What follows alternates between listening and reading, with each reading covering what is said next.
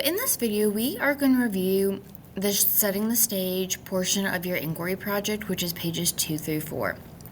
So I'm going to go over all of the questions from these three pages, and this will give you an opportunity to make sure that your responses are correct or to add to your responses, things of that nature, instead of us going over it as an entire class. Feel free to pause the video whenever you need in order to write things down. At the end of each slide, I'll give you guys a few seconds so that if you do need to pause, that you are able to do so. So, in setting the stage, you are looking at what is the American economic system. So, you are really diving into what is capitalism, what is free enterprise or free market. You looked at command economies. So, just kind of getting a basis because this entire inquiry is built around this idea of capitalism and free markets or free enterprise.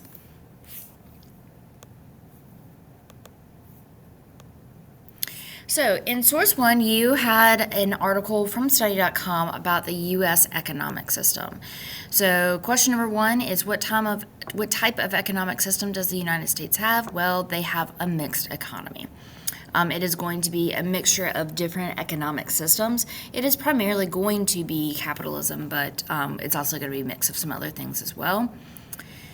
So, question number 2 is what is the difference between capitalism and socialism? Capitalism is little to no government regulation of the economy. So, the government is not in charge of making business, controlling prices, any of those sorts of things. It's really hard in a capitalist society for the government to regulate anything or to get involved in the economy. Socialism is when the government totally regulates the economy. They decide on prices, they decide on payments like wages, they decide on businesses, they decide on what type of public service jobs. They are literally going to regulate every aspect of the economy. Question number 3 is what is the difference between free enterprise and a command economy? So a free enterprise, which is also the same thing as a free market, is when individuals or individual companies, they're going to own these businesses or corporations, and then the consumers are going to control the prices through supply and demand. So the businesses are going to set these prices, or individuals are going to set prices, but it's kind of up to the consumers of how those prices fluctuate. So if something is in high demand, the prices are going to be different than if it's in low demand, those sorts of things, because typically we're going to see prices fluctuate based on how much a product is selling. Then the command economy is when the government is going to control businesses and prices. So the government is going to set out, hot dogs are $2 a pack, and it doesn't matter how many people are buying hot dogs or whatever the product may be, but it is up to the government to control those prices and also what businesses are available. Question number 4 says, how does the U.S. represent free enterprises and command economies? Because question number 1, we found that the United States is going to be a mix of both of these types of economies. So free enterprise or free market system is where most businesses are owned and controlled by individuals or individual companies. And like I've said before, most of the American economy is based on free enterprise because individuals or companies have the right to create whatever businesses they want. And they can decide if they want to own a business. So, for instance, if I decide I wanted to stop teaching and I wanted to open up a restaurant, I have that right because of this free enterprise that I can change professions as I want. However, in a command economy, the government's going to control the businesses or controls some of the businesses. So this means things like government contract, especially with the military. So there are some places where the government's going to regulate that. We can see the command economy on the state level or even local level, thinking of public service jobs like law enforcement, EMTs, teachers, those sorts of things where we are, state employees or local employees. those things are determined by either your local government or your state government. And then if we're thinking on a federal level, that would be like military contracts. But things like nurses or doctors, those are all going to be private companies or businesses, sometimes individually owned practices, and they get to make that choice of how many doctors or nurses that they're going to have in their practice. Question number 5 is, how is freedom of choice used in the economy? Well, this is kind of the basis of our whole economy. Americans have that opportunity to choose where to buy goods and services. They are not relegated to, okay, you can only buy your food at Publix. We have that choice in the economy of where we can buy our things. Number 6, how can consumer sovereignty, so remember sovereignty means kind of like authority, so how can a consumer's authority impact the economy? Well, it impacts the economy in several different ways. It's going to impact the goods and services that are sold. So if a piece of clothing item, say hoodies go out of style, right? We're not going to see hoodies as much. I see this a lot with some of the clothes that I buy. I like the leggings and the skinny jeans and all of that. Well, right now, wide leg jeans are very in style, or the more boot cut. So it's going to impact the goods that I am able to buy and that I prefer.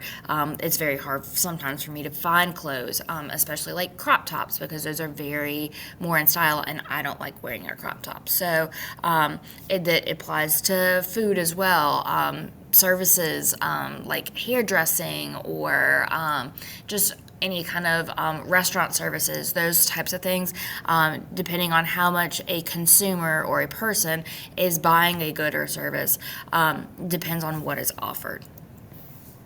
So, like I said, if a consumer doesn't buy a certain product or the sales are low, it will be taken off the market. Another good example of this is food. There may be like snacks, like thinking more about like processed types of snacks that were available in the 90s that are not available today, because the demand wasn't high, and so they ended up going off the market. So the consumer is in total control of that. A great example of this piece is that because of Casey's food allergies, there are only certain types of frozen pizza that she can eat because she's allergic to milk. So there's this brand, it's a vegan brand called Daiya, that makes a vegan pizza that we can buy at the grocery store. And we do most of our grocery shopping at Food Lion.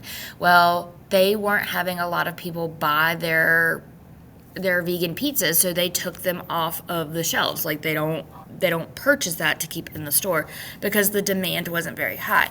So we have to go to other grocery stores. Like a lot of times we can find it at Lowe's Foods.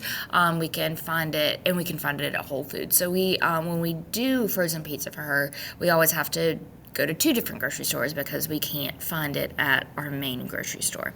Again, this is another good example of how it impacts the economy and what goods and services are sold. Number 7, what are the principles of a free market? Well, there's competition and supply and demand. You have to have both of these things in order to make a free market successful. Number 8, how does competition affect the economy? It's really going to be the basis of our economy, because with economic competition, prices are going to increase or decrease because consumers can choose where to buy their goods and their services. And most consumers, they are typically going to choose what is cheaper, which can make the economy unstable. So, for instance, once Walmart started selling groceries, or Target, like Super Targets have a full-on grocery store in there, they're going to be cheaper than your Publix. So sometimes Publix, we don't see a lot of Publix grocery stores because they're more expensive, or they have specialty things in there instead that increases or encourages people to shop there instead.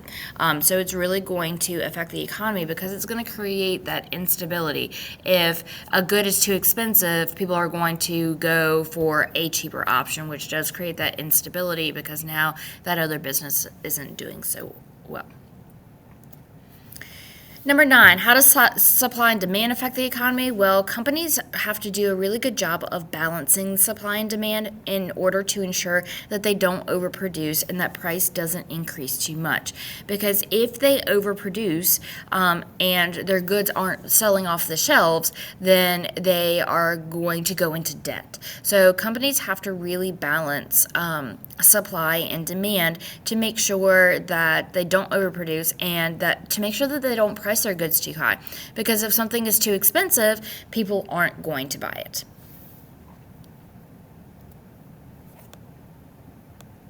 Number 10, how does capitalism impact land ownership?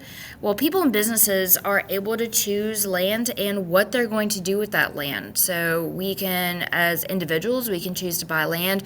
Maybe we're going to build a house on it. Maybe we're going to build our own business, whether that's a restaurant, a store, some sort of service business, something like that. And businesses can do the same thing because in the United States, Americans can choose. That's one of our rights. That's one of our unalienable rights, is that we are able to own property.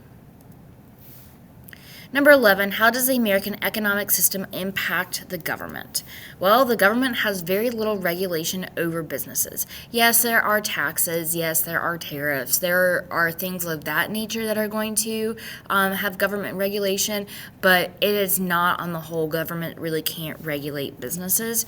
They can only control and legislate on specific issues like minimum wage, like healthcare coverage, like tariffs, like taxes, those sorts of things, but they can't go in and regulate to say, oh, we've got too many grocery stores on one corner. There can only be one grocery store on one corner. And so they can't regulate in the types of businesses, but they can regulate in other ways. So source number 2, you guys watched a video all about capitalism. So in question number 12, the question is, what drives capitalism? So capitalism is driven by two things: people pursuing profits and trying to get wealthy, and their own self-interest, whether this is a business's self-interest or an individual's self-interest. Because with capitalism, individuals are able to open up their own businesses. And so you could have like a small mom and pop kind of shop, or like a boutique or a restaurant or something like that, or you could have like a corporation, like a chain restaurant or something like that. Both of them are driven by their own self-interest and what it is that they want to contribute to society, but they also are pursuing a way to become wealthy from the profits. Number 13 says, what is the government's role in capitalism? And their biggest role is to make sure that everybody can participate. They enforce contracts if they enter into a government contract. Again, a lot of times we think like military and military at the federal level, and we think about like public service at the state and local level, like teachers and law enforcement, fire department, EMTs, those sorts of things. And finally, the final role is to protect property rights. That goes back to our Constitution and our inalienable rights, and that is a government's responsibility to protect our property and to ensure that everybody has access to property if they want to own property. Question number 14 is, what are the advantages of capitalism? And there are several advantages according to this video. It encourages economic growth because we have people that are being innovative and trying new things. And when we have new things, then people are going to be interested, like, oh, what's this? Let me try this out. Think about things like the car or the refrigerator, the vacuum cleaner, electricity, Wi-Fi, cell phones, the list goes on and on. It also encourages entrepreneurship. It encourages people to create their own businesses because they have that freedom to create their own business, and also competition, which we just talked a lot about, economic competition. It also creates a higher standard of living because people are able to make their own choices in order to gain wealth. This will eventually, for some people who become the elite, in that very upper 1% of people that are like stupid rich.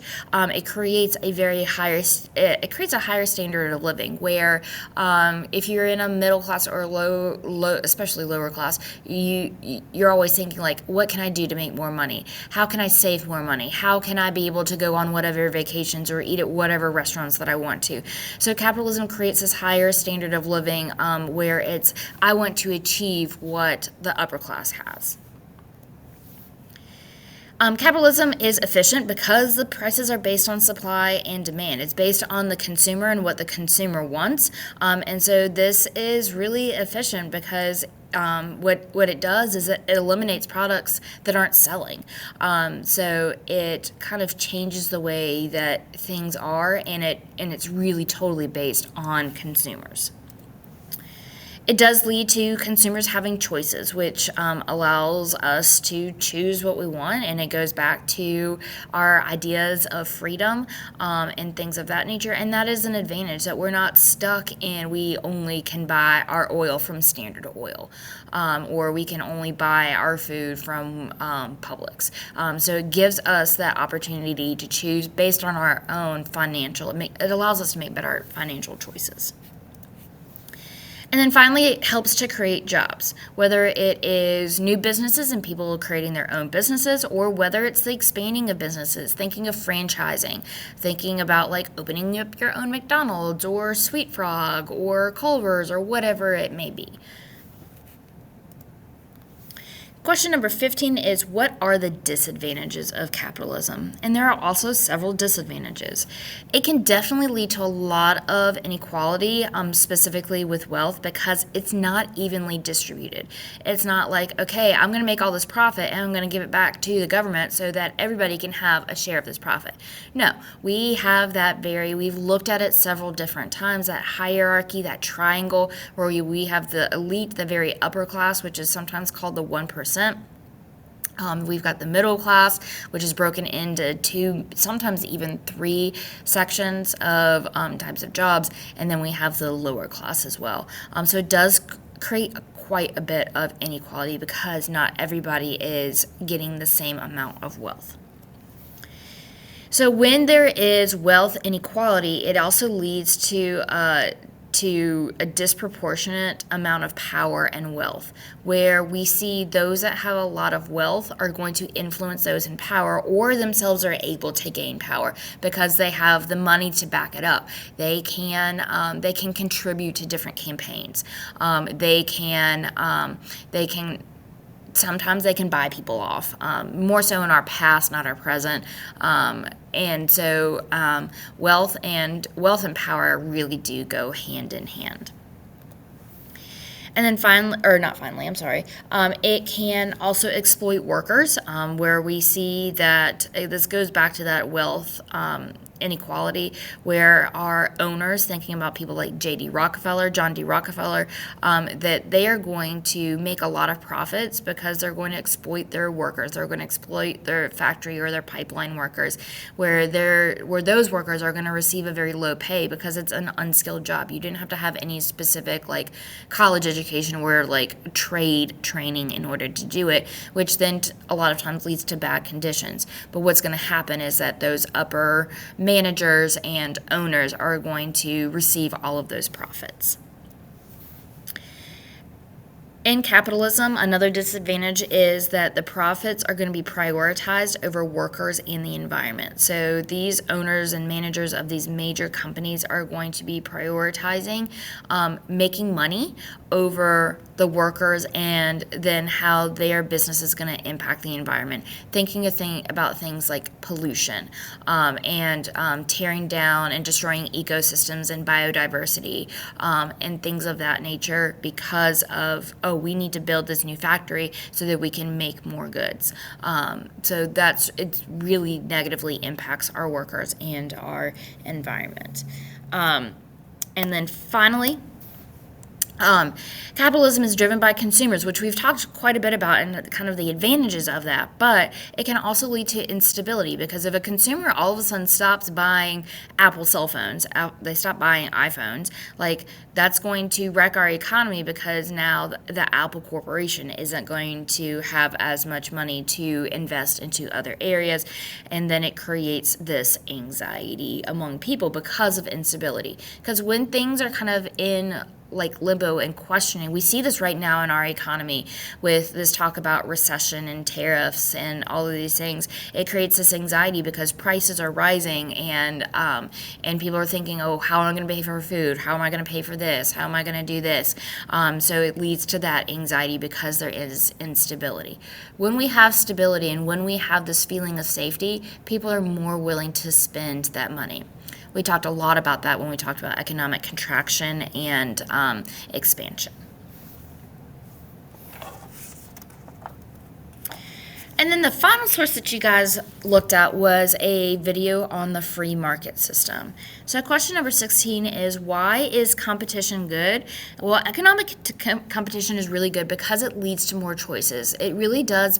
It benefits both the consumer and the owner or the manager because when there are more choices, it allows people, this is great for the consumers because they can choose what they want to buy and where they want to buy it.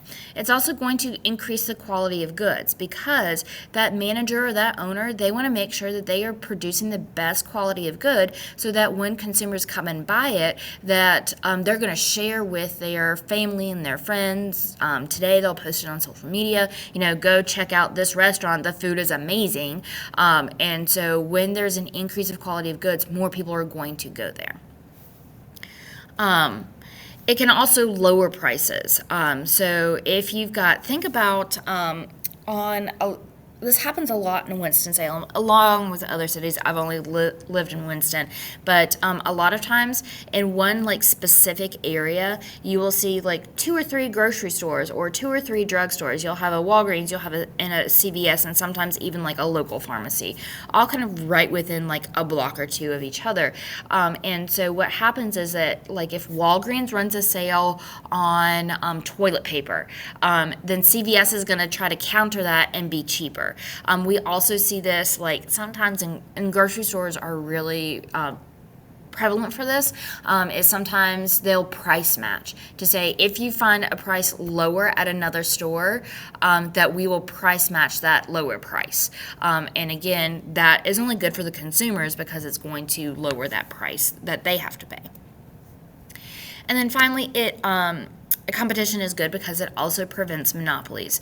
And remember, the big problem, and I'm going to go back to that Standard Oil example with John D. Rockefeller, is that he controlled everything about the oil company because he had a monopoly. And he was buying up all these smaller businesses because the smaller businesses could not compete with the stronghold that John D. Rockefeller had over oil. So preventing monopolies are really important because, again, it provides that choice for the consumers. Question number 17 is, how are prices determined in a free market? They are determined by the consumers and their purchasing habits. So it just kind of depends. If a lot of people are purchasing one good, then you're probably going to see the price go down because more people are purchasing it. So even if it's on sale, you're going to see more people buying it, which then creates a higher profit because you have the quantity of consumers is more. So that is really going to impact how prices are done. So if people aren't buying a lot of a product, then you're going to see the price probably be a little bit higher because they're trying to get it sold. Now, that's just a very simplistic way of kind of explaining supply and demand. When you take economics and personal finance in your senior year, you're going to dive way deeper into all of that. Number 18, how does a free market represent the American beliefs? So consumers have the right to choose where they buy their product, and this represents this American value and belief of freedom, which is how our country is based on. It's based on freedom because we wanted our independence from Great Britain because they were making choices for us, economic, political, and social. And so this is really going to, which you're going to look at in supporting question 1, is you're going to kind of look at the history of free market and how it relates to this idea of independence and freedom in our new nation. Number 19, how do monopolies affect the economy? Well, they're going to affect them negatively because it eliminates that consumer choice and it typically results in the higher prices. And when we have higher prices, we're going to see a decrease in consumerism where consumers are only going to buy what they need, not just what they want. And when people are not buying both needs and wants, it's going to negatively impact the economy because there's not as many goods or money in circulation because people are having to save that money in order just to make ends meet. All right, the last thing that you had to do on this set of pages was your summary, where you were summarizing in 2 to 3 sentences how the American economy is structured, and that is something that we will discuss in our mini conferences. Feel free to go back to whatever part of this video that you need to review anything, to write anything down, and then once you are totally done, you can move on to supporting question 1.